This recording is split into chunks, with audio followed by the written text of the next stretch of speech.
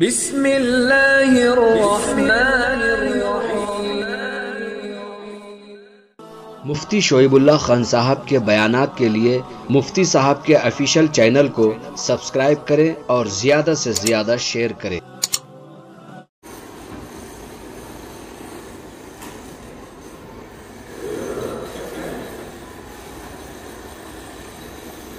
بسم اللہ الرحمن الرحیم، الحمد للہ رب العالمین، والصلاة والسلام علی سید الانبیاء واشرف المرسلین وعلی آلہ وصحبہ اجمعین، اما بعد۔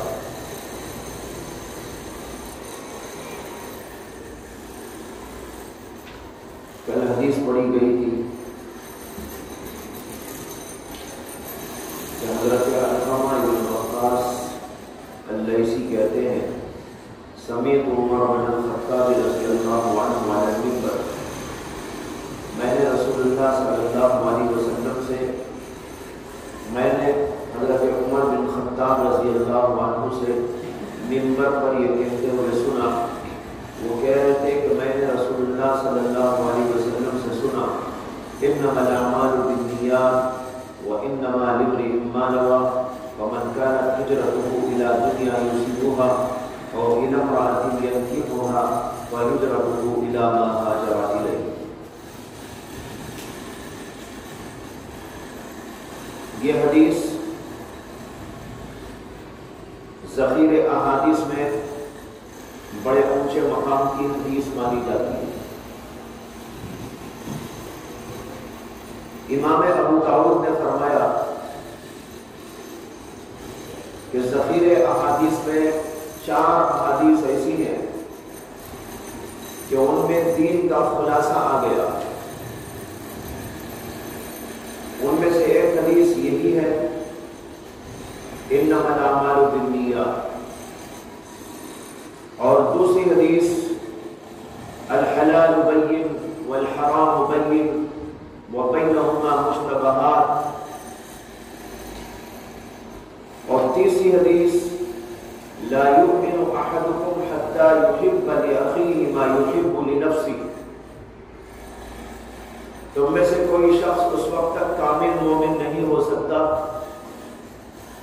جب تک کہ وہ اپنے بھائی کے لیے وہی چیز پسند نہ کرے جو خود کے لیے پسند کرتا ہے۔ چوتھی حدیث من حسن اسلام المرء ترکہ ما لا یعنی، اسلام آدمی کا پسندیدہ اسلام، یا یوں کہیے کہ اسلام کا حسن ترکہ ما لا یعنی، ان چیزوں میں ہے جو بیکار اور فضول کام ہے ان کو چھوڑ دیا ہے۔ امام ابو داؤد کہتے ہیں کہ دین کا خلاصہ ان 4 احادیث کے اندر آ گیا۔ جو آدمی ان حدیثوں پر عمل کرے گا گویا اسے پورا دین مل جائے گا۔ بعض علماء نے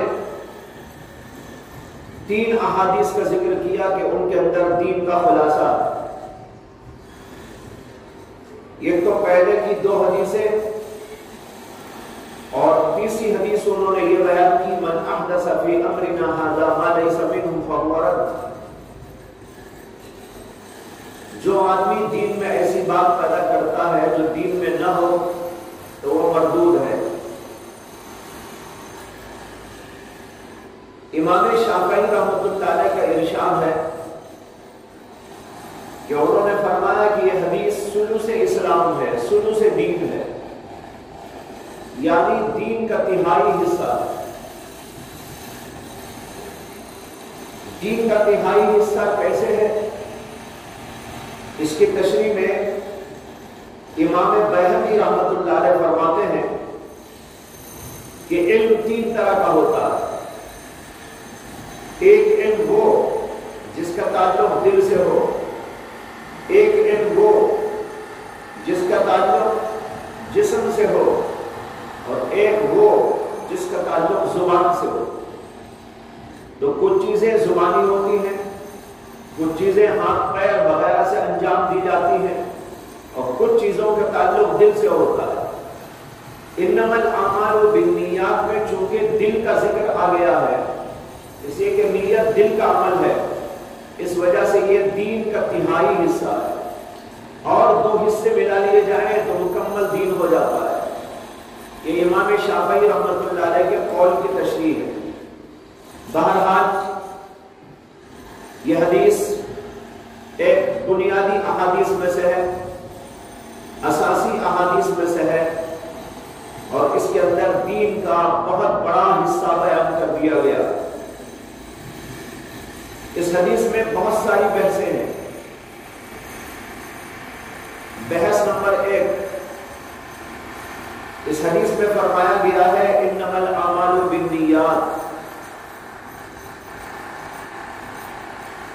اس کے اندر اعمال بھی جمع کا لفظ ہے اور نیات بھی جمع کا لفظ ہے۔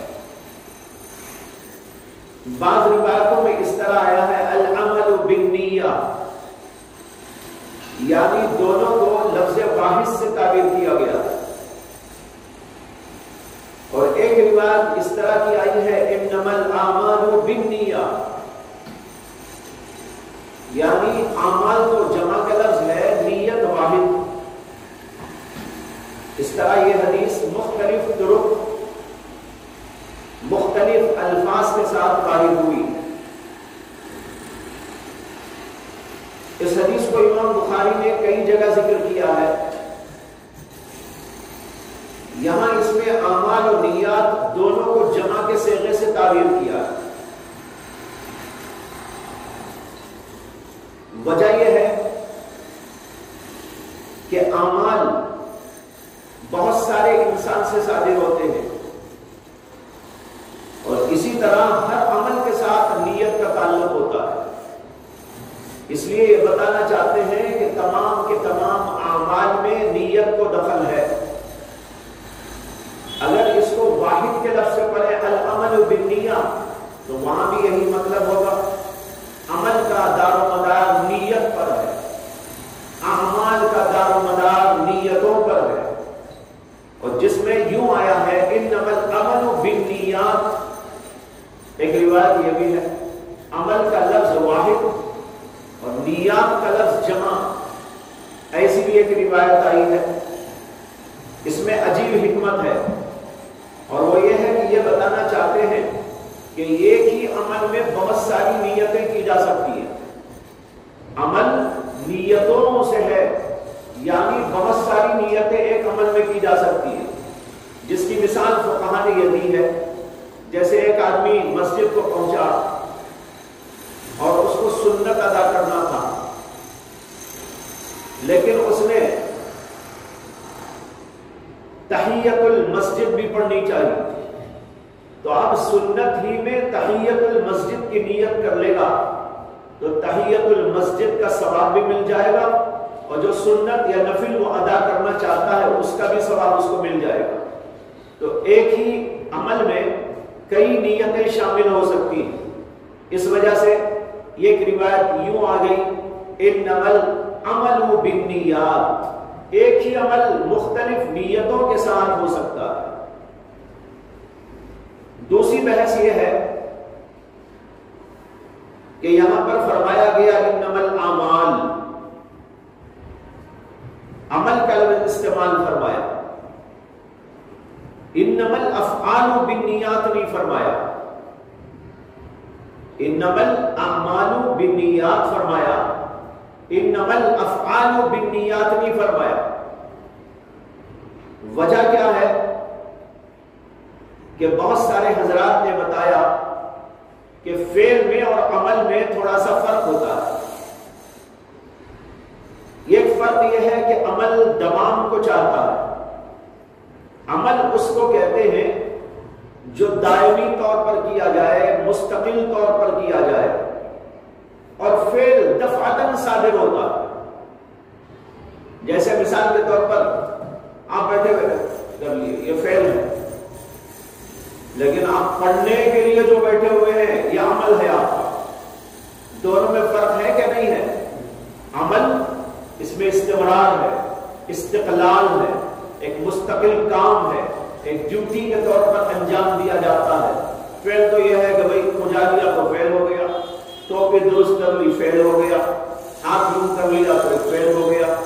یہاں بتانا چاہتے ہیں کہ جو عمل مستقل طور پر کیا جاتا ہے وہ قابل اعتبار ہوتا ہے، اس کے اندر نیت کو شرط قرار دیا گیا.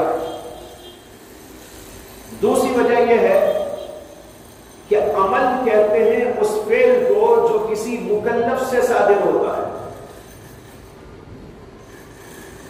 جبکہ فعل مکلف غیر مکلف دونوں سے صادر ہو سکتا ہے.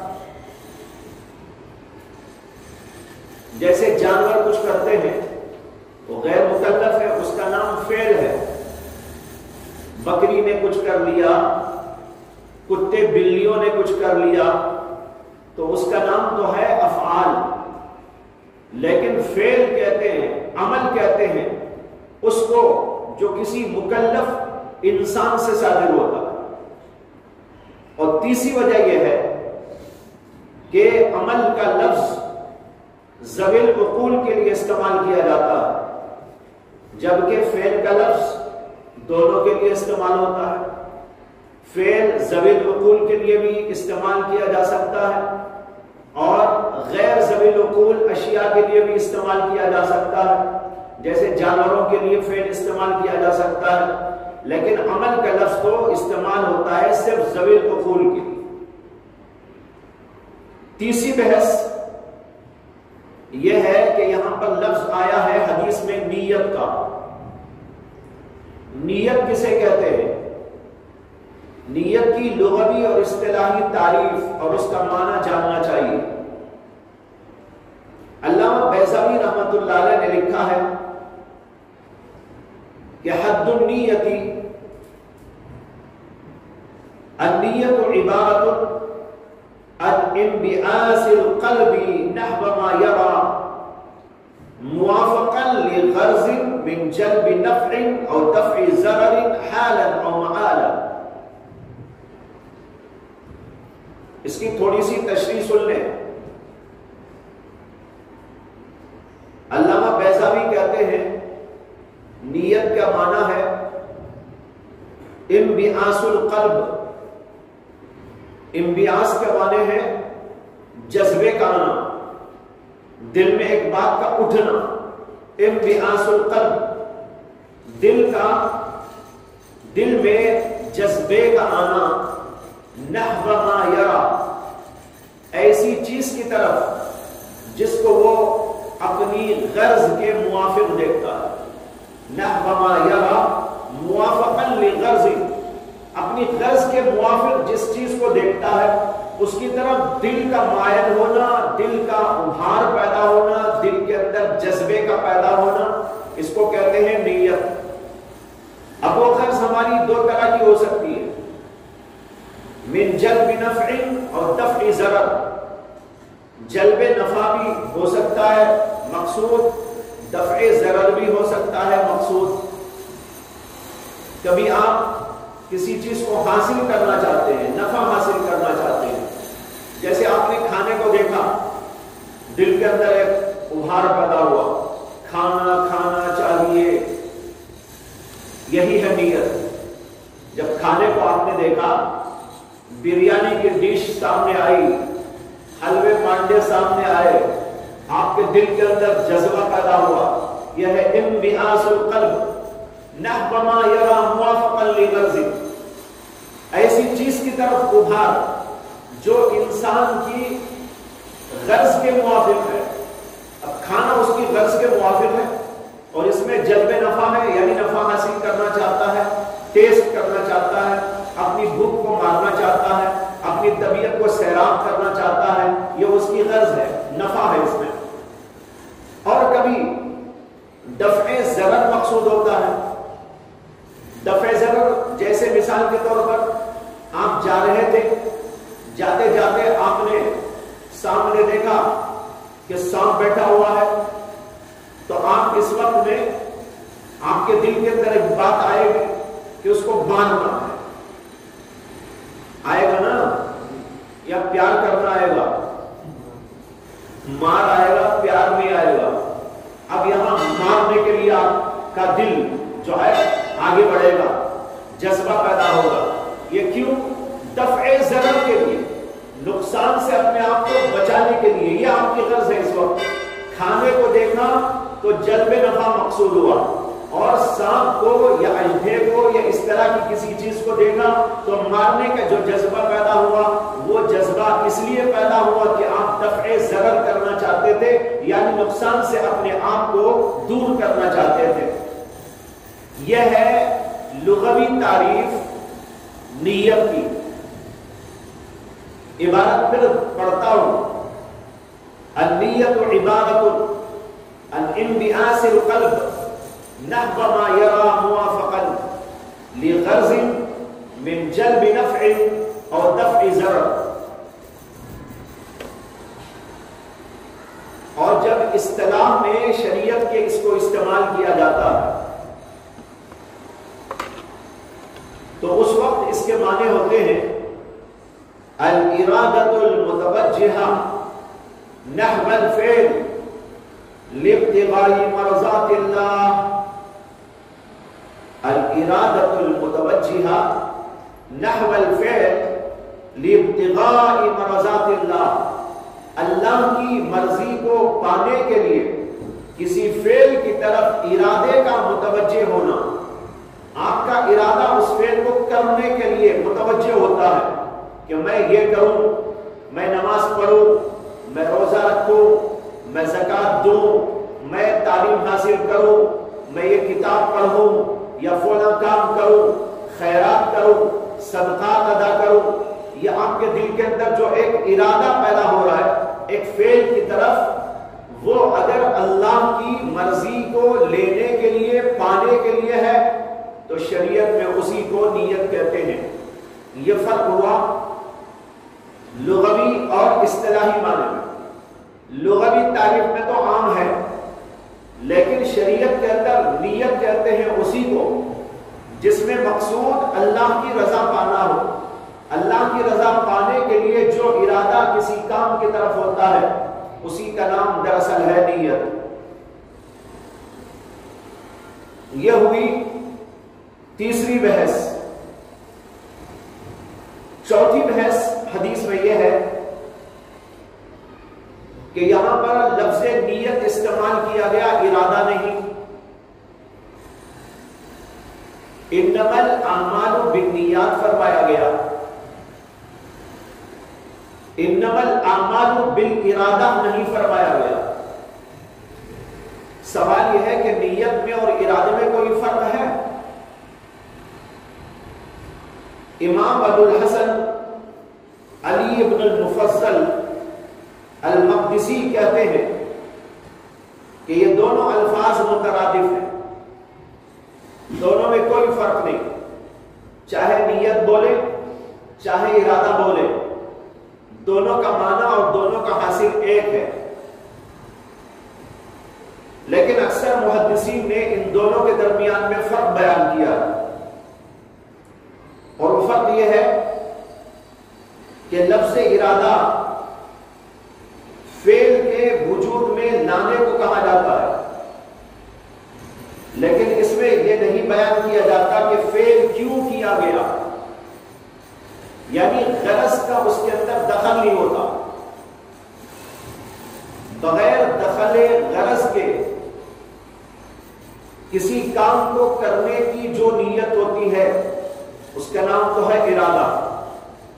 لیکن اگر اس کے اندر غرض بھی شامل ہوتی ہے تو وہاں پر لفظ نیت استعمال کیا جاتا ہے.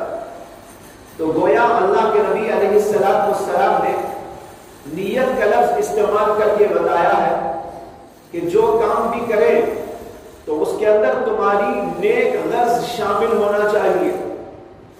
غرض ہی اگر شامل نہیں ہے تو پھر ایسا عمل قابل اعتبار نہیں ہوا کرتا. اس لیے لفظ نیت استعمال فرمایا، لفظ ارادہ استعمال نہیں فرمایا. اس کے بعد پانچویں بحث یہ ہے کہ نبی اکرم صلی اللہ علیہ وسلم نے اس حدیث میں سب سے پہلا لفظ انما استعمال کیا. انما کا لفظ حصر کے لیے آتا ہے، کسی چیز کو محصور کرنے کی بات بتانے کے لیے آتا ہے۔ اس کے اندر کوفیین اور بصریین کا اختلاف ہے۔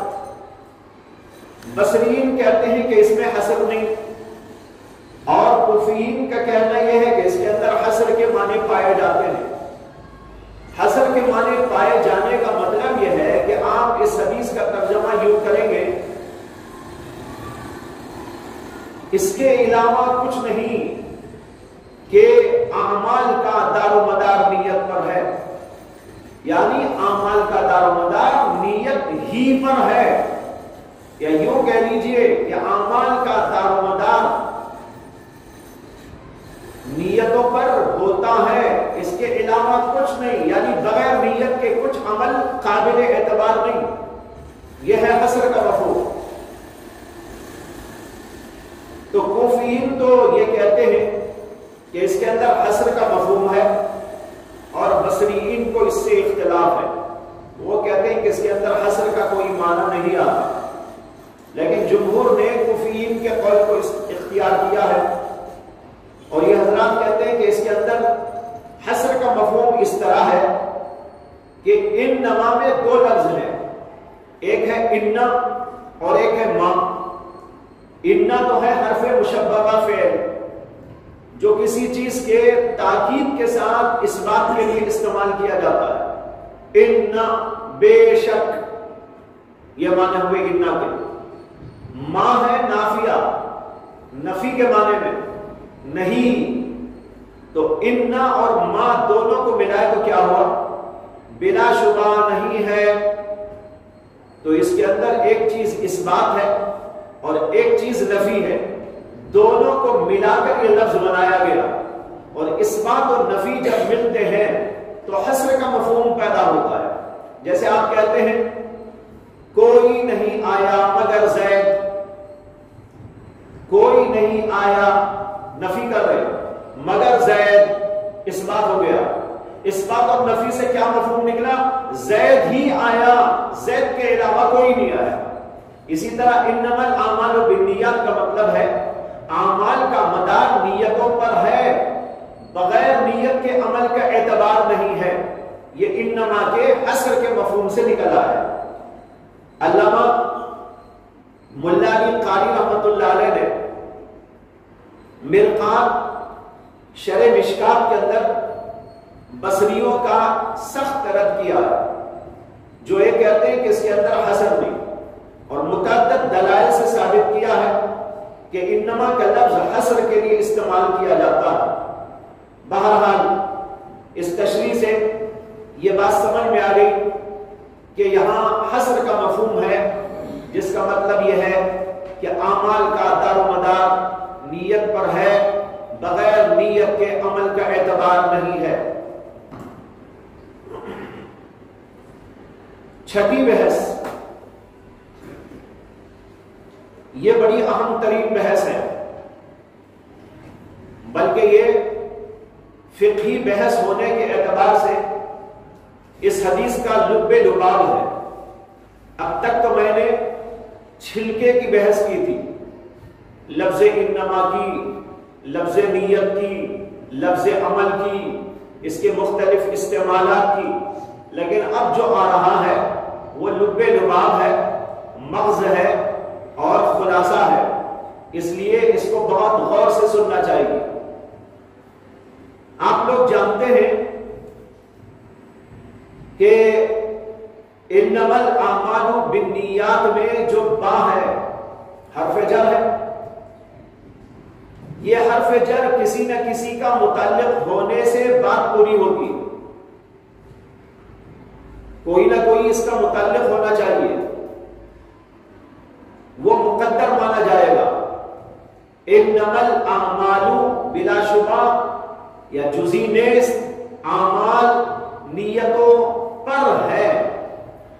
اب یہاں بالنیات کا تعلق کس سے ہے، اس بارے میں بڑے اختلافات ہیں فقہاء کے درمیان میں، خاص طور پر حضرات شوافع اور حضرات حنفیہ کے درمیان یہ مسئلہ شدید اختلافی بنا ہوا۔ علماء شرافے یہاں پر لفظ تصحیح کو محذوف مانتے یا لفظ صحت کو محذوف مانتے ہیں اور کہتے ہیں انما الاعمال تصح بالنیات، انما الاعمال تصح بالنیات۔ اس کا مطلب یہ نکلتا ہے کہ اعمال صحیح ہوتے ہیں نیتوں کی وجہ سے، اگر نیت نہیں ہے تو عمل صحیح ہی نہیں ہوگا۔ یہ ہے حضرات شرافے کا کہنا۔ اس لیے یہ حضرات یہ کہتے ہیں کہ جتنے بھی اعمال ہیں، چاہے اعمال مقصودہ ہو چاہے اعمال غیر مقصودہ ہو، تمام کے اندر نیت کا کرنا ضروری ہے۔ اگر نیت نہیں کی گئی تو وہ عمل صحیح ہی نہیں ہوگا۔ نماز پڑھنا ہے تو نیت کرنا پڑے گا، اس میں تو علماء احناف کو بھی اتفاق ہے۔ زکات دینا ہو تو نیت کرنا پڑے گا، اور اعمال مقصودہ آپ انجام دینا چاہتے ہو تو ضروری ہے کہ وہاں پر نیت کی جائے۔ اسی طرح یہ حضرات کہتے ہیں کہ اعمال غیر مقصودہ میں بھی نیت شرط ہے۔ جیسے وضو کرنا ہے، وضو کے اندر نیت کرنا ضروری ہے۔ بغیر نیت کے کوئی آدمی اگر وضو کر لیتا ہے تو اس کا وضو صحیح نہیں ہوگا۔ امام شافعی رحمۃ اللہ علیہ کے نزدیک نیت وضو کے اندر شرط ہے۔ آپ نے فقہی کتابوں کے اندر یہ بات پڑھی ہوگی۔ یہ اختلاف اسی حدیث کی بنیاد پر ہے کہ یہ کہا جاتا ہے کہ یہاں تصحیح کو محذوف ہے۔ اگر تصحیح کو محذوف مانے اور اعمال کو تمام اعمال، اس اعمال سے تمام اعمال مراد لے لیں، مقصودہ بھی غیر مقصودہ بھی، تو اس صورت کے اندر یہ مطلب نکلے گا اعمال چاہے اعمال مقصودہ ہو چاہے اعمال غیر مقصودہ ہو، وہ سب کے سب صحیح ہوتے ہیں بالنیات، نیتوں سے۔ اگر نیت نہیں ہے تو نہ وضو درست ہوگا نہ نماز درست ہوگی۔ نماز مثال ہے اعمال مقصودہ کی، اور وضو مثال ہے اعمال غیر مقصودہ۔ اعمال غیر مقصودہ تو معلوم ہے نا، اعمال مقصودہ وہ جو کسی اور غرض سے نہیں بلکہ صرف اللہ کو پانے کی غرض سے انجام دیے جاتے ہیں، ان کا کوئی اور مقصد نہیں ہوتا۔ اعمال غیر مقصودہ وہ ہوتے ہیں جو کسی اور عمل کا مقدمہ ہوتا ہے، پیش خیمہ ہوتا ہے، یا وسیلہ اور ذریعہ ہوتا ہے، اس کو کہتے ہیں عمل غیر مقصود۔ جیسے وضو کرنا مقصود عمل نہیں ہے۔ آپ نماز پہ نماز پڑھیں تو ثواب ملے گا، لیکن وضو پہ وضو کریں گے تو آپ کہیں گے بھائی بہت اچھا عمل ہے۔ حدیث میں آیا ہے کہ نبی اکرم صلی اللہ علیہ وسلم نے ارشاد فرمایا کہ جب آدمی وضو کرتا ہے تو ہاتھ سے، پیر سے، منہ سے، آنکھ سے، ناک سے گناہ جھڑتے چلے جاتے ہیں۔ اس لیے میں آج سے یہی کرتا ہوں، صبح سے لے کر شام تک بس وضو کرتا رہوں گا۔ آج صبح سے شام تک نماز پڑھنے کے اوقات میں نماز پڑھیں گے تو ثواب ملے گا، لیکن اگر صبح سے شام تک وضو کرتے رہے ثواب ملے گا؟ سب کہیں گے بھائی یہ کیا الٹی بات ہے، یہ کوئی عمل مقصود ہے، یہ عمل غیر مقصود ہے۔ یعنی اس لیے یہ مقصود ہے کہ اس کے ذریعے سے ہمیں نماز پڑھنا ہے۔ نماز پڑھنے کے لیے وضو ہے، یا تلاوت کرنے کے لیے وضو ہے، قرآن چھونے کے لیے وضو ہے، ان کے لیے وضو کیا جاتا ہے۔ خود وضو کوئی مقصود بالذات چیز نہیں ہے، اس کا نام ہے اعمال غیر مقصودہ۔ تو ایک ہے وہ اعمال جو خود مقصود ہیں، جیسے نماز، روزہ، ذکر، تلاوت اور بہت سے اعمال، اور کچھ اعمال وہ ہوتے ہیں جو کسی اور عمل کا وسیلہ اور ذریعہ ہوتے ہیں، خود مقصود نہیں ہوتے، جس کی مثال یہی ہے یعنی وضو. اسی طرح غسل، ایک آدمی غسل پہ غسل کرتا چلا جائے اور صرف غسل ہی میں وقت گزار دے، اسے کیا ملنے والا ہے؟ کچھ بھی نہیں ملے گا. اور غسل ایک دفعہ کر لیا، میل کچیل بھی اتر گیا، اب پھر دوبارہ غسل کرے گا تو کیا پانا ہے؟ تو دیکھو یہ فرق ہوتا ہے. امام شافعی کا نقطہ نظر یہ ہے کہ اعمال مقصودہ اور اعمال غیر مقصودہ دونوں میں نیت صحیح، نیت شرط ہے، اور اگر نیت کی جائے گی تو یہ دونوں قسم کے عمل درست ہوں گے، ورنہ درست نہیں ہوگے. یہ ہے امام شافعی کا نقطہ نظر. احناف یہاں پر ایک اور چیز کو مقدر مانتے ہیں، اور وہ ہے یصابو یا تصابو، سا کے ساتھ ثواب کے لفظ سے. انما الاعمال تصاب بالنیات، اعمال کا ثواب دیا جاتا ہے نیتوں کی بنیاد پر.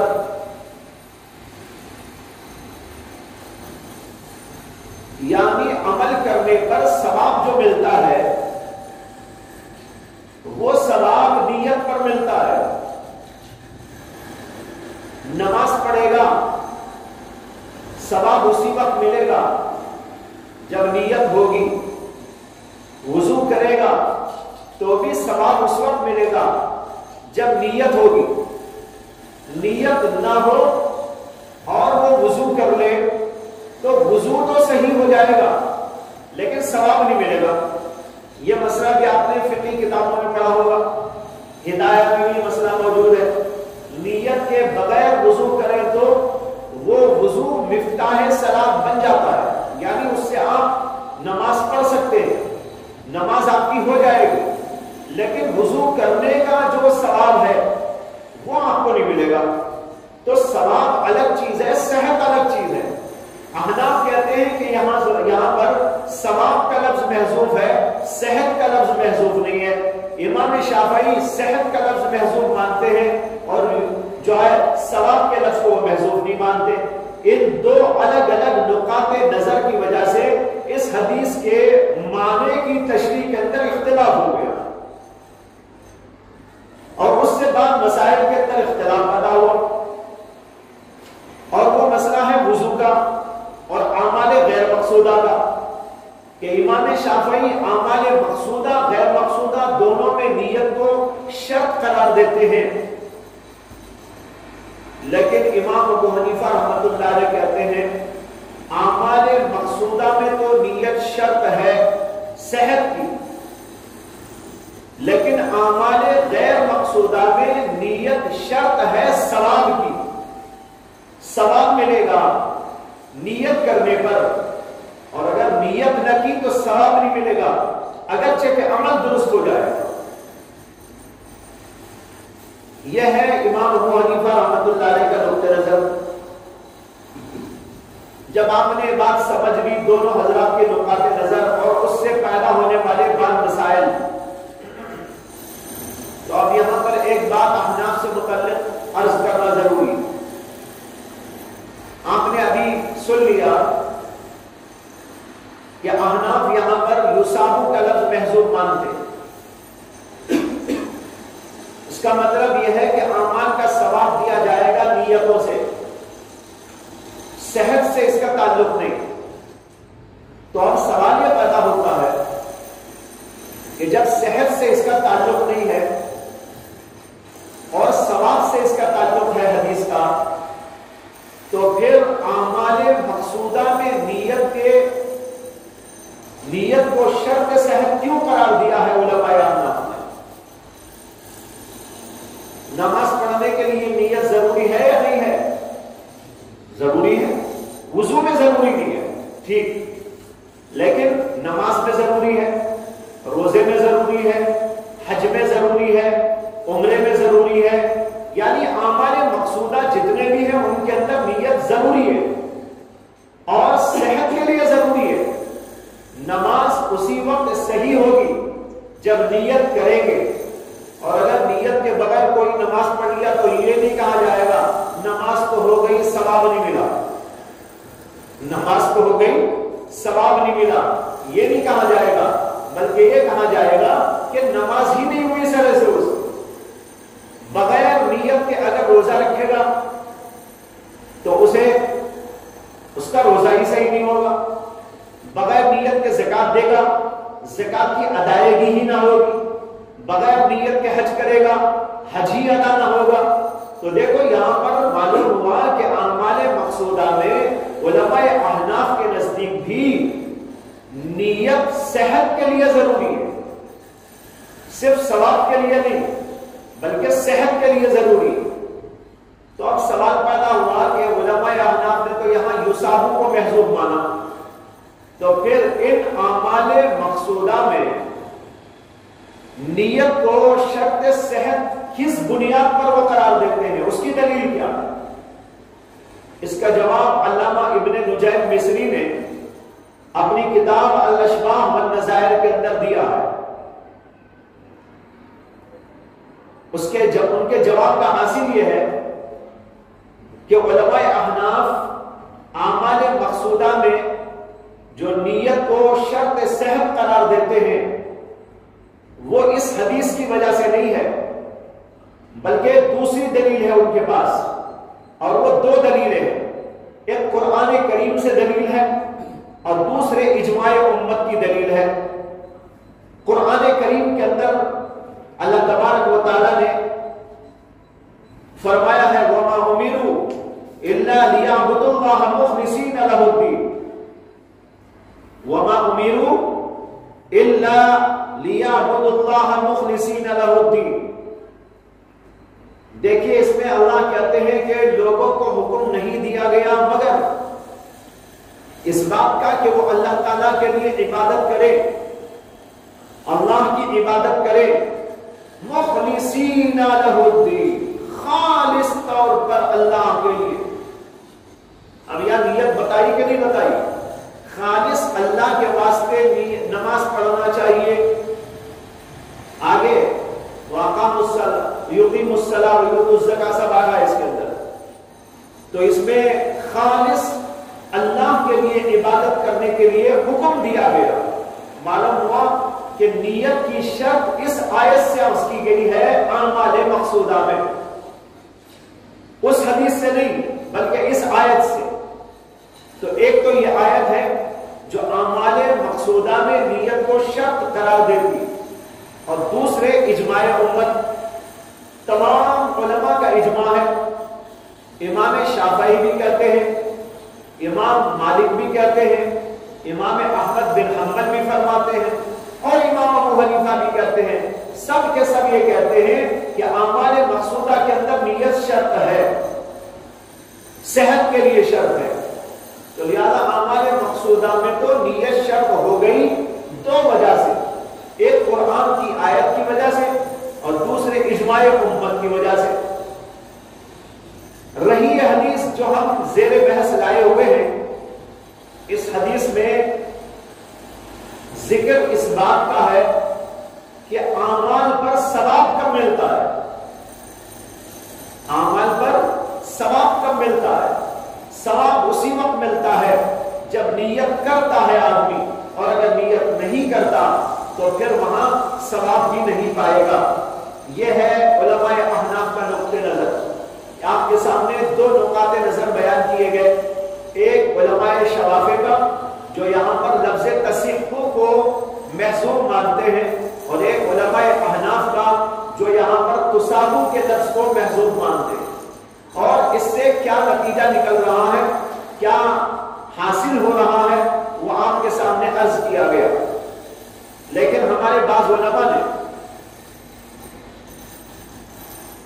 بہت دقیق بات ارشاد فرمائی۔ علامہ انور شاہ کشمیری رحمۃ اللہ علیہ فرماتے ہیں کہ یہ علماء شوافع اور علماء احناف کے درمیان جو اختلاف ہوا ہے حدیث کی تشریح میں، اور ایک تصحیحوں کو یہاں محسوم مانتے ہیں اور دوسرے لوگ یہاں پر تصابو کو محسوم مانتے ہیں۔ علامہ انور دونوں باتیں صحیح نہیں. نہ تصیحوں کو محسوب ماننا صحیح ہے، نہ تصابوں کو محسوب ماننا صحیح ہے. کیونکہ اگر تصیحوں کو محسوب مانے تو دو خرابیاں لازم آتی ہیں. یہ خرابی تو یہ لازم آتی ہے کہ یہاں حدیث کا تعلق یا اعمال کا تعلق دنیاوی احکام سے متعلق ہو جائے گا. ایک ہوتا ہے دنیاوی حکم، ایک ہوتا ہے اخروی حکم. کسی بھی کام کا، نماز ہو، روزہ ہو، حج ہو، زکات ہو یا اور کوئی عمل آپ کرے تو اس کا ایک ہے دنیاوی حکم اور ایک ہے اس کا اخروی حکم. دنیاوی حکم کے لحاظ سے یہ کہا جاتا ہے کہ بھائی یہ صحیح ہے. ایک فقیہ جب دیکھتا ہے نا نماز پڑھی جا رہی ہے، اس کے اندر تمام شرائط پائے جا رہے ہیں، تمام فرائض پورے ہو رہے ہیں، تمام واجبات بھی اس کے اندر ادا ہو گئے ہیں، یہ سب دیکھنے کے بعد ایک فقیہ کیا حکم لگاتا ہے؟ نماز صحیح ہو گئی. اسے کہ وضو کر کے آیا تھا، غسل بھی کیا ہوا تھا، تمام اور شرائط کو بھی انجام دیا تھا اور اس کے ساتھ فرائض بھی پورے ادا کر دیا، واجبات بھی اس کے اندر شامل رکھا، لہذا نماز کیا ہو گئی؟ صحیح ہو گئی. صح الصلاۃ ہو. یہ دنیاوی اعتبار سے کہا جاتا ہے، یہ دنیاوی حکم ہے نماز صحیح ہونا. اور ایک اخروی حکم، وہ ہے مقبول ہونا. وہ کیا ہے؟ مقبول ہونا. اس لیے کہ جو صحیح ہو کر اللہ کے ہاں مقبول بھی ہو جائے اور اس کے اوپر ثواب ملے، وہ ہے آخرت والا حکم. تو دیکھو نماز کا صحیح ہونا دنیاوی حکم ہے جو اس پہ لگا. اگر وہ نماز صحیح ہو گئی ہے تو پھر اس کے بعد ایک اور حکم اخروی ہے، اس کے اوپر قبولیت کا ہونا، اس کے لیے اللہ کے یہاں سے ثواب کا ہونا، یہ آخرت کے اندر ملنے والا ہے. تو ایک ہوتا ہے دنیاوی حکم، ایک ہوتا ہے اخروی حکم. علامہ انور شاہ کشمیری رحمۃ اللہ علیہ فرماتے ہیں کہ اگر یہاں پر تصحیحوں کو محسوب مانا جائے تو یہ صحت دنیاوی حکم ہے یا اخروی ہے؟ دنیاوی ہے. تو لہذا حدیث کا معنی یہ ہو گیا اعمال کا دار و مدار یعنی اعمال کا صحیح ہونا موقوف ہے نیت پر، لہذا دنیا میں عمل صحیح ہو گیا یہ بتایا جا سکے گا. باقی اس پر ثواب ملا کہ نہیں ملا، مقبول ہوئی وہ نماز یا نہیں ہوئی، حدیث سے اس کا کوئی تعلق باقی نہیں رہے گا. یہ اس وقت میں ہے جبکہ امام شافعی کے نقطہ نظر سے یہاں تصحیح کو مانے. ایک خرابی تو یہ پیدا ہوتی ہے کہ حدیث صرف دنیاوی حکم سے متعلق ہو جائے گی اور اخروی حکم سے متعلق نہیں ہوگی. اور دوسری خرابی اس کے اندر یہ ہے کہ افعال سے مراد یہاں پر پھر آپ کو صرف جائز افعال مراد لینا پڑے گا. اعمال سے مراد صرف جائز اور حلال اعمال، ناجائز جو ہے وہ مراد نہیں لے سکتے. مثال کے طور پر نماز جائز ہے، اسی طرح کھانا پینا وغیرہ وہ اعمال مراد لے سکتے ہیں. اور یہ مطلب نکلے گا حدیث کا جائز اعمال کا مدار نیتوں پر ہے یا جائز اعمال صحیح ہوتے ہیں نیتوں کی وجہ سے. لیکن اب سوال یہ پیدا ہوتا ہے کہ ناجائز عمل کا کیا ہے؟ مثلا شراب پی رہا ہے، جھوٹ بول رہا ہے اور کوئی غلط کام کر رہا ہے تو اعمال میں سے آپ کو وہ نکال دینا پڑے گا. تو لفظ اعمال میں تمام اعمال داخل نہیں ہوں گے بلکہ بعض اعمال داخل ہوں گے، بعض اعمال اس سے خارج ہو جائیں گے. اعمال مباحہ تو اس میں داخل رہیں گے اور اعمال غیر مباحہ یعنی ناجائز اعمال اس سے نکل جائیں گے. علامہ انور شاہ کشمیری کہتے ہیں حدیث جب عام ہے और उखरवी हुक्म दोनों, और जायज और नाजायज दोनों अमाल को, तो तसीह मानने की वजह से ये खराबी ये आएगी कि आपको ये हदीस सिर्फ दुनियावी हुक्म से मुताल्लिक करना पड़ेगा, उखरवी हुक्म से मुताल्लिक नहीं। और दूसरी खराबी यह है कि अमाल में से सिर्फ जायज अमाल को इसके अंदर रखना होगा, नाजायज अमाल को हदीस से खारिज कर देना पड़ेगा।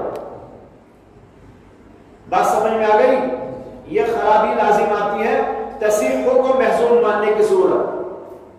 अल्लामा अनवर शाह कश्मीरी कहते हैं, उलमाए अहनाफ ने जो युसाबु तुसाबु को माना है, इसमें भी खराबी है,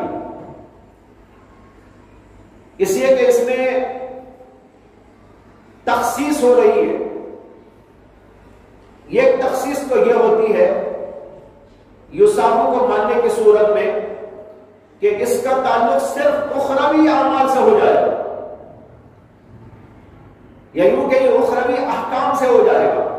अभी मैंने कहा ना, तसीहों को मानेंगे तो दुनियावी हुक्म साबित होगा, उखरवी हुक्म साबित नहीं होगा। युसाबु माने तो उखरवी हुक्म साबित होगा, दुनियावी हुक्म साबित नहीं होगा। जो खराबी वहां लाजिम आई थी वही खराबी यहां लाजिम आ रही है। फर्क यह है कि उलमाए शबाफे की तशरीह को मानने से इस हदीस का ताल्लुक सिर्फ आमाल के दुनियावी हुक्म से हो जाएगा, सही होने से, सवाब मिलने नहीं मिलने से इसका कोई ताल्लुक नहीं रहेगा। और अहनाफ की तशरीह मानने की सूरत में इस हदीस का ताल्लुक उखरवी हुक्म से हो जाएगा, दुनियावी हुक्म से नहीं रहेगा। तो उन्होंने जो बात कही उससे जो खराबी लाजिम आई उसी तरह की खराबी यहां लाजिम आ रही है, इस फर्क के साथ कि उनकी तशरीह में इस हदीस को दुनियावी हुक्म से मुतल्लिक मानना पड़ेगा, उखरवी हुक्म से नहीं। और उलमाए अहनाफ की तशरीह के मुताबिक इस हदीस को सिर्फ उखरवी हुक्म से मुतल्लिक मानना पड़ेगा, दुनियावी हुक्म से नहीं। एक तखसीस इसके अंदर यह होगी। और दूसरी तखसीस यह है कि इसको सिर्फ ताआत के साथ मखसूस मानना पड़ेगा। नेकियां, अमाल से मुराद नेकियां, ताआत सिर्फ वही मुराद आप ले सकते हैं। इसलिए कि जब यूं कहा जा रहा है इन्नमल अमालु युसाब, इन्नमल अमालु तुसाबु बिन्नियात, अमाल का सवाब दिया जाता है नियतों से। सवाब अच्छे अमल पर मिलता है या बुरे अमल पर? जाहिर बात है बुरे अमल पर सवाब तो नहीं है, अजाब है। तो फिर जो आदमी बुरा अमल कर रहा है उसका क्या होगा? कोई आदमी शराब पी रहा है, कोई आदमी जिना कर रहा है, कोई झूठ बोल रहा है, कोई गलत काम कर रहा है, तो उनका क्या होगा? वो इस हदीस से निकल जाएगा। तो आपको आमाल से मुराद सिर्फ ताआत मुराद लेना होगा, गैर ताआत और गैर जो नाजायज अफाल है वो इसके अंदर दाखिल नहीं रहेंगे। ये भी उसी तरह की बात है जैसे ऊपर आप शवाफे के सिलसिले में सुन चुके हैं। तो लिहाजा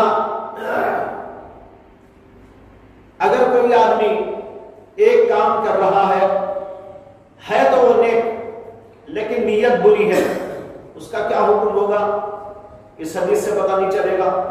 लिहाजा तखसीस दर तखसीस होती चली जाएगी हदीस में। हदीस तो आम है और इन तशरीहात को मानने के नतीजे में हदीस को खास करना पड़ेगा, कभी दुनिया के अहकाम के साथ, कभी उखरवी अहकाम के साथ, और फिर कभी आमाल में आमाल जायजा के साथ, या नहीं तो आमाल ताआत के साथ इसको मखसूस मानना पड़ेगा और दूसरी चीजों को इससे बाहर निकाल देना पड़ेगा।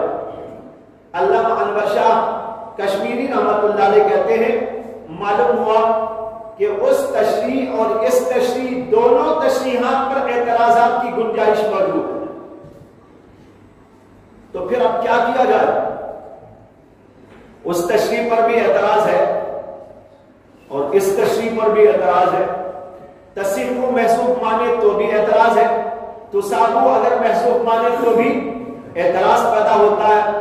अल्लामा अनवर शाह कश्मीरी कहते हैं कि मेरी नजर में इस हदीस में नीयत की तकसीम की गई है। اچھی اور بری نیت، اور یہ کہا جانا مقصود ہے کہ عمل جو کچھ بھی کرو وہ تمہاری نیتوں کے مطابق ثواب یا عذاب دیا جائے گا۔ اچھی نیت ہے ثواب مل سکتا ہے، بری نیت ہے تو اس پر عذاب بھی ہو سکتا ہے۔ تو انما الاعمال بالنیات کا یہ مقصد ہوا، نیت اچھی رکھو، بری نیت نہ کرو۔ اچھی نیت سے کرو گے ثواب ملے گا، بری نیت سے کرو گے گناہ ملے گا۔ لہذا اعمال کا مدار نیتوں پر ہے، یعنی اچھی اور بری دو قسم کی نیتیں ہوتی ہیں، اور دو قسم کی نیتوں کی وجہ سے تمہارے اعمال کی جزا اور اس کا بدلہ بھی اس کے مطابق دیا جائے گا۔ علامہ انور شاہ کشمیری رحمۃ اللہ علیہ یہ صاف لکھتے ہیں کہ یہاں تقسیم نیت مقصود ہے، اچھی اور بری نیت۔ اس کے بعد انہوں نے دو مثالیں دی۔ دیکھو کبھی تو ایسا ہوتا ہے کہ عمل بھی اچھا نیت بھی اچھی، عمل بھی اچھا نیت بھی اچھی۔ جیسے نماز پڑھ رہا ہے عمل اچھا، نیت بھی بہت اچھی ہے کہ اللہ راضی ہو جائے، کوئی فاسد نیت نہیں ہے، اللہ کی رضا کی نیت ہے۔ اور کبھی ایسا ہوتا ہے کہ عمل اچھا نیت فاسد، عمل تو اچھا ہے جیسے نماز بہت اچھا کام، لیکن نیت یہ ہے لوگ میری عبادت کی تعریف کریں، لوگ مجھے بڑا بزرگ مان لیں، بڑی لمبی لمبی عبادتیں کر رہا ہے تاکہ میرا شہرہ ہو جائے، یہ فاسد نیت ہے۔ اب جو آدمی عمل تو کرے اچھا، نیت بھی ہو اچھی، اسے بڑا اچھا بدلہ ملے گا۔ اگر عمل ہو اچھا لیکن نیت ہو بری تو اس کا ثمرہ اسے اچھا نہیں ملے گا۔ بعض لوگ ایسے ہوتے ہیں، علامہ ابن الجوزی نے واقعہ لکھا ہے اپنی کتاب کتاب الازکیہ میں۔ ایک آدمی چور تھا، ڈاکو تھا، زندگی بھر ڈاکہ ڈالتا تھا، لیکن جب بوڑھا ہو گیا تو بوڑھا ہونے کے بعد یہ فن اس کا کام نہیں آ سکتا، اسے چوری کا فن، ڈاکہ زنی کا فن، اسے کہ ضعف آ گیا، کمزوریاں آ گئی، تو اب کیسے کہیں جا کے چوری کرے گا، ڈاکہ ڈالے گا۔ اسے کہ کبھی چوروں کو بھاگنا پڑتا ہے، کبھی بڑی بڑی چیزوں کو اٹھانا پڑتا ہے، کبھی کسی چیز کو توڑنا پڑتا ہے۔ اب یہ تو بوڑھا ہو گیا، ضعیف ہو گیا، کمزور ہو گیا، تو سوچنے لگا اب کمائی کا کیا ذریعہ اختیار کروں۔ اب تک تو چوری اور ڈاکے کے ذریعے کماتا تھا، لیکن اب اس کی طاقت نہیں رہی، تو اب کون سا ذریعہ اختیار کروں؟ تو اس کے ذہن میں آیا کہ مجھے بزرگ بن کے بیٹھ جانا چاہیے، بزرگوں کا لباس، بزرگ تو نہیں، بزرگوں کا لباس، اور ان کی ادائیں، ان کا طریقہ کار اختیار کر کے بیٹھ جاؤ تاکہ لوگ میری تعریف کریں اور لوگ میرے پاس آئیں جائیں، مجھے پھر ہدیے دیا کریں، پیسے دیا کریں۔ نیت فاسدہ۔ اب وہ عبادت کرنے کے لیے بیٹھ گیا، ایسی عبادت کے دور دور تک شہرا ہو گیا کہ بھائی ایسے عابد و زاہد یہاں پر آ کے بیٹھے ہوئے ہیں اس مسجد کے اندر کہ ان کا کوئی جواب دنیا میں نہیں۔ اب لوگوں کا تانتا بن گیا، ان کو دیکھنے، ان کی زیارت کرنے، ملاقات کرنے، پانی پڑوانے، دعائیں کروانے، اور پھر بہت سارے لوگ ہدایہ دینے آیا کرتے تھے، تو اس طرح ہو جاتا ہے۔ تو بہرحال بتایا رہا تھا کہ دیکھو کوئی عمل اچھا ہوتا ہے، نیت فاسد، اور ایک شکل یہ ہوتی ہے کہ برا عمل بری نیت، عمل بھی برا نیت بھی بری۔ یہ تو واضح ہے، جیسے عام طور پر برائی کرنے والے برائی کرتے ہیں، نیت فاسدہ تو ہوتی ہے، زنا کرنے والے، شراب پینے والے، چوری کرنے والے، ڈکیتی ڈالنے والے۔ اور ایک شکل یہ بھی ہوتی ہے کہ عمل برا نیت اچھی.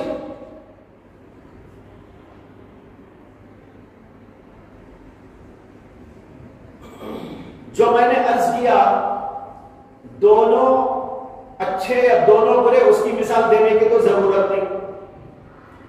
عمل بھی اچھا نیت بھی اچھی جیسے نماز، عمل بھی برا نیت بھی بری جیسے کہ عام طور پر فاسد لوگ گناہ کرتے رہتے ہیں فاسد نیتوں کے ساتھ. یہ تو واضح ہے. اچھی نیت سے اچھا عمل کرنے پر ثواب ملے گا، برا عمل بری نیت سے کرنے پر عذاب ہوگا، یہ واضح ہے. اب دو مثالیں اور لے لیجئے بیچ والی. عمل اچھا نیت خراب، اس کے اوپر اجر نہیں ہے بلکہ عذاب ہے.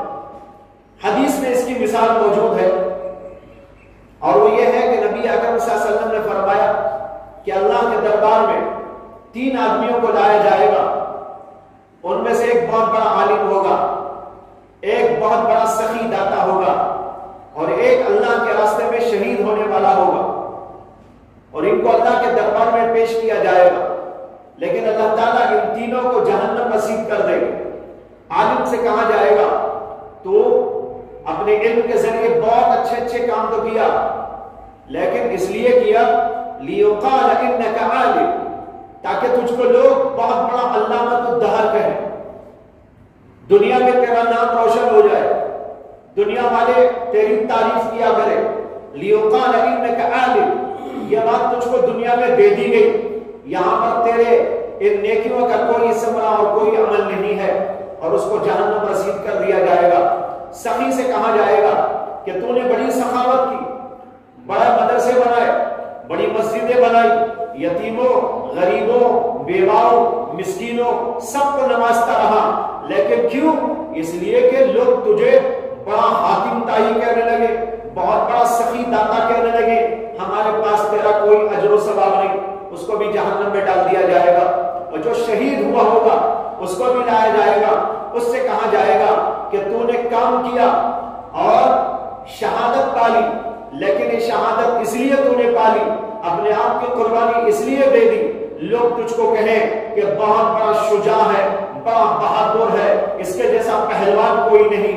یہ بات ہم نے تجھے دنیا میں دے دی تھی، ہماری غزا تمہارا مقصود نہیں تھا، لے جاؤ ان کو جہنم میں ڈالو. یہ بخاری اور یہ ترمذی کے اندر حدیث موجود ہے. اس سے معلوم ہوا کہ اعمال نیک لیکن بری نیت کے ساتھ کریں گے تو ثواب نہیں ملے گا. اب ایک وہ مثال لیجئے کہ عمل تو ہے غلط لیکن نیت ہے اچھی. اس کی مثال علامہ انور شاہ کشمیری رحمۃ اللہ علیہ نے حضرت حاتم ابن ابی بلتہ کے قصے سے دی ہے. حضرت حاتم ابن ابی بلتہ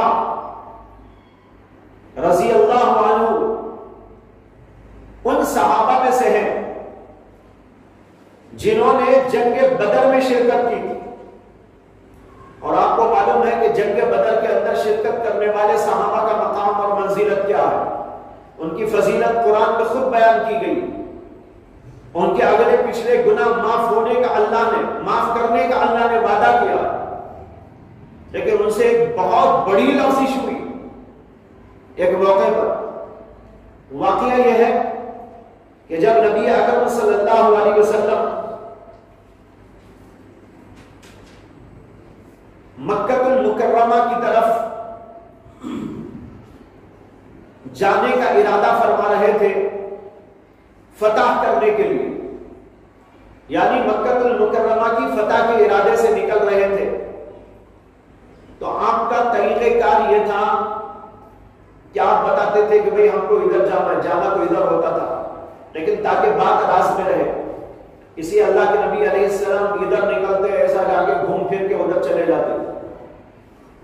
بہرحال اس وقت میں حضرات صحابہ کرام کو بتایا گیا، کچھ باتیں بتائی گئی اور حضرت حاتم بن ابی بلتہ کے علم میں بھی یہ بات آئی کہ اللہ کے نبی علیہ السلام مکہ المکرمہ کو فتح کرنے کے لیے 10,000 صحابہ کرام کی جمعیت کے ساتھ تشریف لے جا رہے ہیں. تو انہوں نے ایک خط لکھ دیا مکے والوں. اللہ کے نبی علیہ السلام کو راز میں رکھنا چاہتے تھے تاکہ ان کو بالکل علم نہ ہو اور اچانک جانا. لیکن حاتم بن ابی بلتع رضی اللہ عنہ نے مکے والوں کے نام ایک خط لکھا اور اس کے اندر یہ سب بات لکھ دی کہ حضرت محمد صلی اللہ علیہ وسلم 10,000 صحابہ کرام کے مجمع کے ساتھ مکہ مکرمہ پر چڑھائی کرنے کا ارادہ رکھتے ہیں اور اتنے دن میں یہاں سے نکلنے والے ہیں، اتنے دن میں پہنچنے والے ہیں، وغیرہ وغیرہ. اور اس کو انہوں نے بند کرنے کے بعد مکے کی طرف جانے والی ایک بوڑھی عورت کے حوالے کیا اور اس کی چوٹیوں میں رکھ دیا تاکہ کسی کو پتہ بھی نہ چلے. تو چوٹی ہے، چوٹی کے اندر وہ خط رکھ کر اس کو کہہ دیا کہ لے جا کے فلاں فلاں کو دے دینا. اب یہ اتنی بڑی غلطی تھی، معمولی غلطی تو نہیں نا یہ، یعنی گویا کہ اللہ کے نبی سے بغاوت، دین سے بغاوت، اسلام سے بغاوت، اتنی بڑی بات کہ اللہ کے نبی کا راز فاش کیا جا رہا تھا کفار کے سامنے. بہرحال اللہ کے نبی کے علم میں تو یہ بات نہیں تھی، انہوں نے چھپے چھپائے یہ سب کام کر دیا اور اس عورت کو بھیج دیا مکے کی طرف. وہ عورت ادھر نکلی اور ادھر جبریل امین علیہ السلام اللہ کی طرف سے تشریف لائے اور آپ کو بتایا کہ آپ کے ایک صحابی نے اس طرح کام کیا ہے. ایک خط جا رہا ہے مکہ مکرمہ کی طرف اور اس میں آپ کا سارا راز لکھا ہوا ہے اور یہ ایک عورت کے پاس ہے، بوڑھی عورت کے، اور وہ اس کی چوٹی میں رکھا ہوا ہے. آپ کسی بھی صحابی کو اپنے یہاں سے بھیجیں اور اس عورت سے جو اس عورت کو پکڑ کر اس سے وہ خط واپس لے لیا جائے. ساری بات جبریل امین علیہ السلام نے اللہ کی طرف سے بتا دی. نبی اکرم صلی اللہ علیہ وسلم نے علی الفور انتظام کیا، 2 صحابہ کرام کو بھیجا اور یہ بھی بتا دیا تھا جبریل نے کہ آپ کے صحابہ پہنچنے تک وہ عورت اس مقام تک پہنچے. اس مقام تک پہنچے تو وہاں پر اس عورت سے ملاقات ہوئی. اس سے انہوں نے پوچھا کہاں جا رہی ہے، کیا کر رہی ہے، وغیرہ وغیرہ. ابتدائی بات چیت کے بعد اس سے پوچھا کہ تیرے پاس کوئی خط ہے؟ تو چونکہ اسے تو کہا گیا تھا کہ یہ خط کسی کو نہیں بتانا اور یہ بھی کہ چوٹی کے اندر رکھنا. اب وہ تو اس کو چھپا رہی تھی، لیکن ان صحابہ کرام نے چونکہ اللہ کی طرف سے اللہ کے نبی کو حکم دیا گیا تھا، بات بتائی گئی تھی، پورا یقین تھا کہ یہ جھوٹ بول رہی، اس لیے انہوں نے اس سے سختی سے مطالبہ کیا. یہاں تک کہ بہت سختی کے بعد اس عورت کے چوٹی سے وہ خط نکال کر دیا. چنانچہ وہ خط لے کر اللہ کے نبی علیہ السلام کی خدمت میں حضرات پہنچے. کھولنے کی تو اجازت نہیں تھی، بس خط لیا. اب معلوم نہیں ہے کہ خط میں کیا لکھا ہے، یہ بھی نہیں معلوم کہ یہ خط کس کی طرف سے ہے. لہذا جا کر اللہ کے نبی کے سامنے پیش کیا گیا اور اس کو یہاں کھول کر پڑھا گیا. جب پڑھا گیا تو اس کا مضمون وہ تھا جو ابھی بتایا گیا آپ کو، اور اس میں دستخط جو تھا وہ تھا حاتم بن ابی بلتع. انہوں نے اس میں لکھا تھا کہ یہ خط حاتم بن ابی بلتع فلاں فلاں کے نام لکھ رہا ہے. اللہ کے نبی علیہ السلام بھی حیران رہ گئے کہ بدری صحابی، اتنے مخلص صحابی، اور ان کی طرف سے ایسی حرکت ہو گئی. پہلے تو یہ سمجھا جا رہا تھا پتہ نہیں کوئی کیا ہوگا، لیکن اب سامنے آیا تو یہ آیا کہ حاتم بن ابی بلتع نے یہ حرکت کی. حاتم بن ابی بلتع کو بلایا گیا، حضرت عمر بھی وہاں موجود تھے.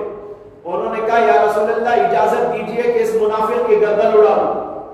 اور بالکل حق تھا اور بالکل سچی بات تھی کہ وہ اگر یہ کہہ رہے ظاہری طور سے تو اس میں کون سا شبہ کرنے کی بات ہے. اسے کہ ایک آدمی راز فاش کرے محمد رسول اللہ صلی اللہ علیہ وسلم کا، بلکہ یوں کہیے کہ صرف محمد صلی اللہ علیہ وسلم کا نہیں بلکہ پوری مملکت اسلامیہ کا، تو یہ تو بہت بڑی بغاوت کی بات ہے. دنیا کا کوئی بھی ملک ہو وہ اس کے راز کو فاش کیا جائے تو کبھی برداشت نہیں کر سکتا اور اس کو قتل کے بغیر کوئی سزا نہیں ہوتی. اس لیے حضرت عمر نے کہا کہ مجھے اجازت دیجیے کہ میں اس کی گردن ماروں. لیکن اللہ کے نبی علیہ السلام نے فرمایا کہ بھائی یہ تو بدری صحابی ہیں اور اللہ نے ان کی مغفرت کا وعدہ کر رکھا ہے، اس لیے تم جلدی مت کرو، ہم اس کی تحقیق کریں گے۔ پھر اس کے بعد حضرت حاتم بن ابی بلتہ سے پوچھا گیا کیا یہ تمہارا خط ہے؟ انہوں نے کہا جی میرا خط ہے۔ تم نے ایسی حرکت کیوں کی کہ راز تم نے فاش کیا؟ ہم نے تو چھپانا چاہا اور تم نے ہمارا راز فاش کر دیا۔ تو حضرت حاتم بن ابی بلتہ رضی اللہ تعالیٰ عنہ نے ایک ایسی وجہ اور نیت ان کی بیان کی کہ اللہ کے نبی نے اس نیت کو قبول کر لیا۔ انہوں نے کہا یا رسول اللہ بات دراصل یہ ہے کہ اور صحابہ جو یہاں آئے ہیں مکے سے انہوں نے تو اپنے بیوی بچوں کو یہاں لا لیا ہے، لیکن میرے بیوی بچے مکے میں رہتے ہیں اور چار طرف وہاں کفار کا ماحول ہے، سب کے سب ہمارے دشمن ہیں۔ اب میں نے سوچا کہ جب آپ یہاں سے چلیں گے اور ادھر جائیں گے وہاں پر ممکن ہے کہ لڑائی ہو اور ایسے موقع پر کافر لوگ سب سے پہلے میرے بیوی بچوں پر حملہ کریں گے کہ اس لیے کہ وہ وہاں رہتے ہیں، تو دشمنی میں آ کر میرے بیوی بچوں پر حملہ ہو جائے گا۔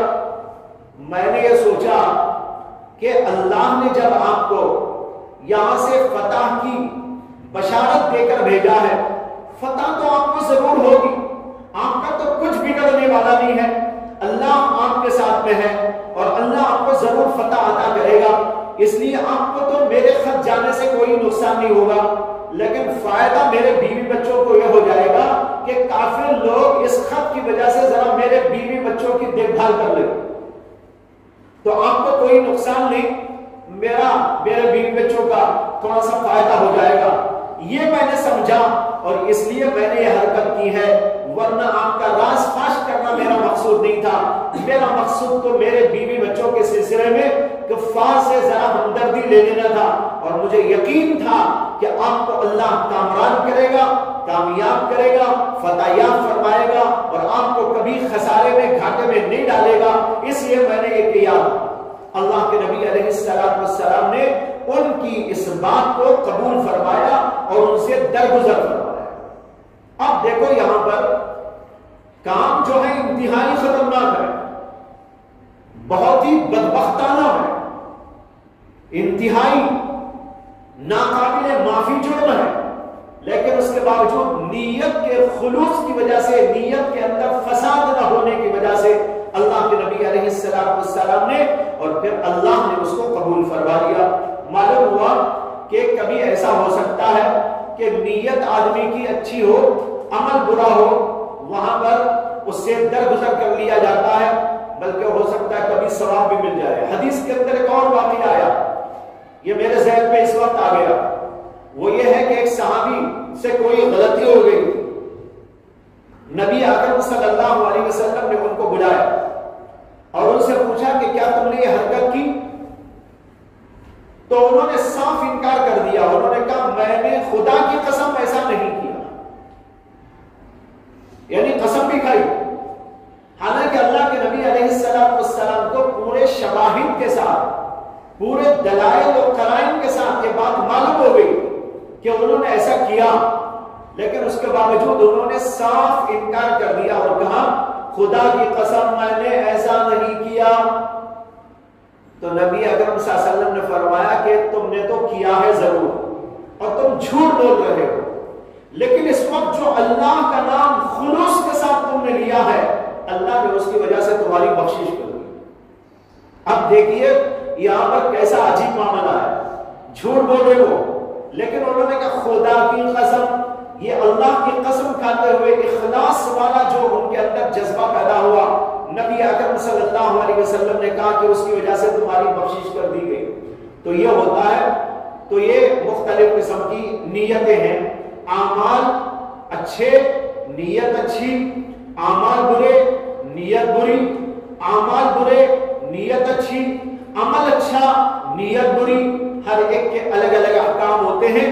دراصل یہی بات سمجھانے کے لیے نبی اکرم صلی اللہ علیہ وسلم نے اس حدیث کو یہاں پر بیان فرمایا ہے۔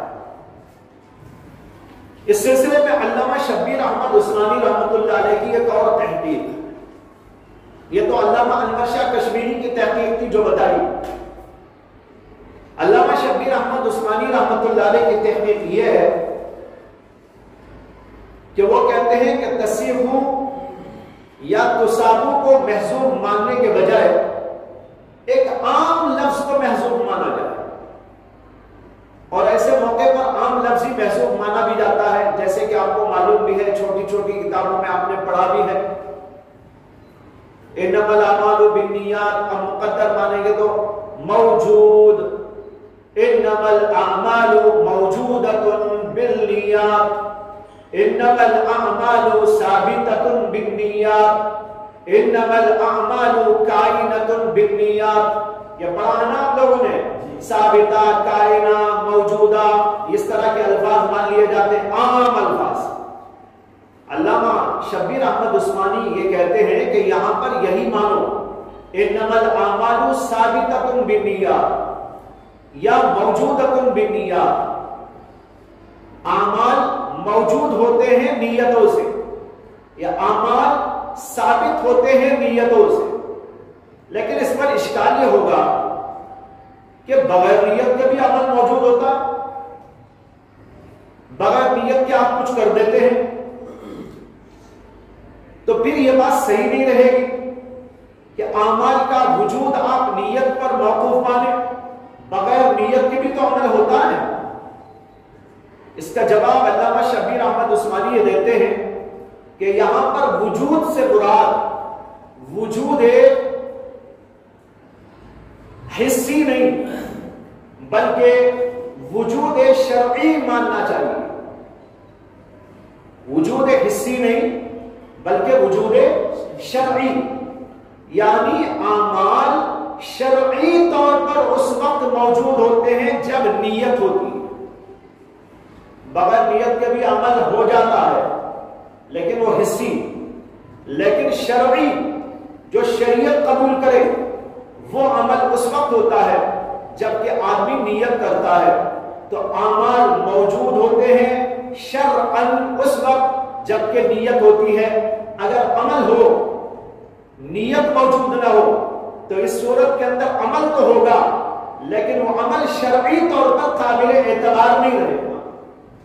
اسے یوں بھی کہا جا سکتا ہے انما الاعمال معتبرۃ بالنیات، اعمال معتبر مانے جاتے ہیں شریعت میں اس وقت جبکہ نیت ہو، اگر نیت نہیں ہے تو اس صورت میں وجود شرعی ان کا نہیں ہوگا، اگرچہ وجود حسی ہو جائے گا۔ اس سلسلے میں علامہ نے کچھ مثالیں بھی دی ہیں سمجھانے کے لیے۔ حضرت ابو موسیٰ اشعری رضی اللہ عنہ کی حدیث بیان کی ہے کہ رسول اکرم صلی اللہ علیہ وسلم نے فرمایا اذا مرض العبد اور سافر كتب له من الاجر مثل ما كان يعمل صحيحا مقيما۔ اس کا مطلب یہ ہے کہ اگر کوئی آدمی مریض ہو جائے یا کوئی آدمی سفر میں نکل جائے اور سفر میں نکلنے یا مریض ہو جانے کی وجہ سے وہ بعض اعمال کو انجام نہ دے سکے تو تب بھی اسے اتنا اجر ملے گا جتنا کہ وہ صحت کی حالت میں یا اقامت کی حالت میں کیا کرتا تھا۔ یہ حدیث ہے۔ مثال کے طور پر ایک آدمی بیمار ہونے کی وجہ سے اب جماعت سے نماز نہیں پڑھ سکتا، روزانہ تو جماعت سے پڑھتا تھا، بیمار ہونے کی وجہ سے گھر میں پڑھ لیا، حدیث کہتی ہے کہ اسے جماعت کا ثواب ملے گا۔ علامہ اس کی تشریح کے اندر کہتے ہیں کہ دیکھو یہاں اعمال کا وجود ہی نہیں ہے، حسی وجود نہیں ہے، لیکن اس کے باوجود اس کو ثواب مل رہا ہے۔ کیوں؟ نیت کی وجہ سے مل رہا ہے۔ ہمیشہ پڑھنے کی نیت رکھتا تھا لیکن اب کسی مجبوری سے جا نہیں سکا، لیکن پھر بھی اس کو ثواب مل رہا ہے، اس لیے مل رہا ہے کہ یہاں وجود شرعی ہو گیا اس کا۔ سمجھ میں آیا؟ اس کے بعد دوسرا جملہ ہے وَإِنَّمَا لِامْرِئٍ مَّا نَوَىٰ، اس کے بارے میں انشاءاللہ کل بحث کی جائے گی۔